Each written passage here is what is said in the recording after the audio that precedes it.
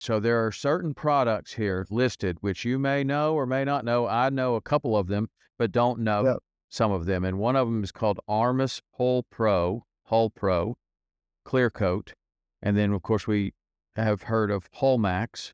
And the question was specifically, how is Aquaphobix boat coating application uniquely different from Armis Hull Pro Clear Coat or Hull Max?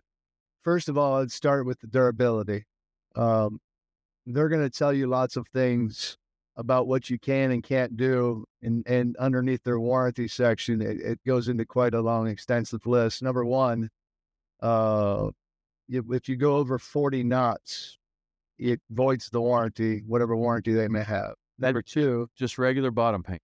it's every bottom paint. There's the two that you mentioned, and probably 5 or 6 more that I researched all the way through them. I don't like speaking ill will of anybody's saying anybody's name or their product in particular, so I'm going to kind of speak in generalities, but they all kind of fall into the same situation. A lot of them have moved to silicone base, and there's a big movement towards that. And it seems like a fairly decent product, except its limitations. And we go back into those limitations. Number one, it's not really, it's 85% maybe UV stability. But if you take your boat out of the water by chance, the silicone can't survive out in the sun for more than 30 days. And then you have to recoat it with the silicone. And every year to 2 years, regardless, they got to pull the boat out.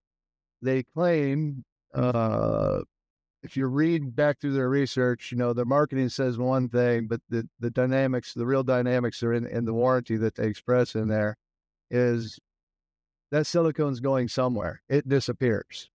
And so your boat's sitting in the water, and silicone is a microplastic.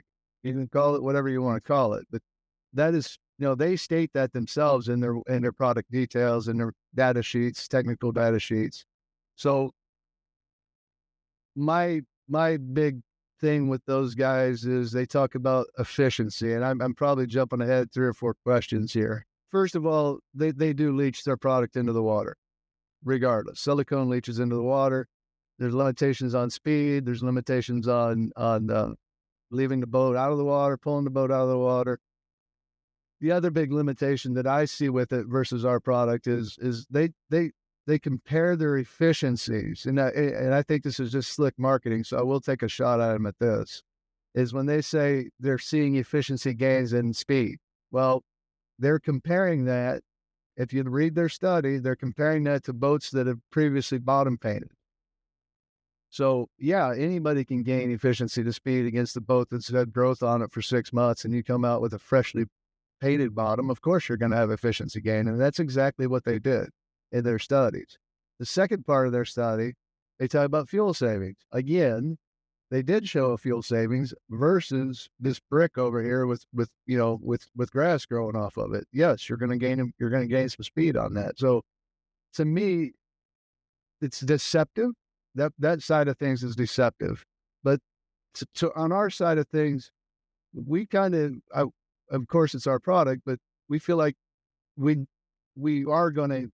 don't lose speed. How's that sound?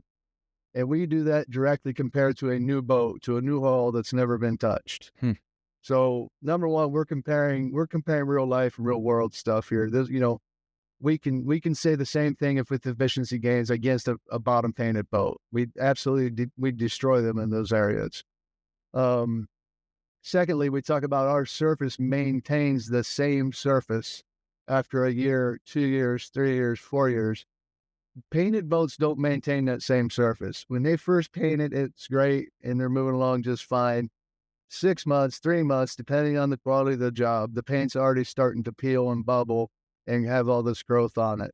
On ours, if we happen to have some growth on it, we can either wipe it off with our hands, or you can just power spray it off with a pressure washer, and your surface still does not change. When they pressure wash their stuff, it falls off. And it's going under the ground, which is right beside the water where the boat's being kept. All that poison is still spilling out all over the place. So we put it on the boat, it stays on the boat. I am not saying the product doesn't work. I'm just saying there are some deficiencies that they self-admit to. if you'd like to read through some of those, or if somebody wanted to go deeper into that subject. Okay. I have had extensive conversations with one of the Hallmax guy, and I got my information from him, so from the horse's mouth.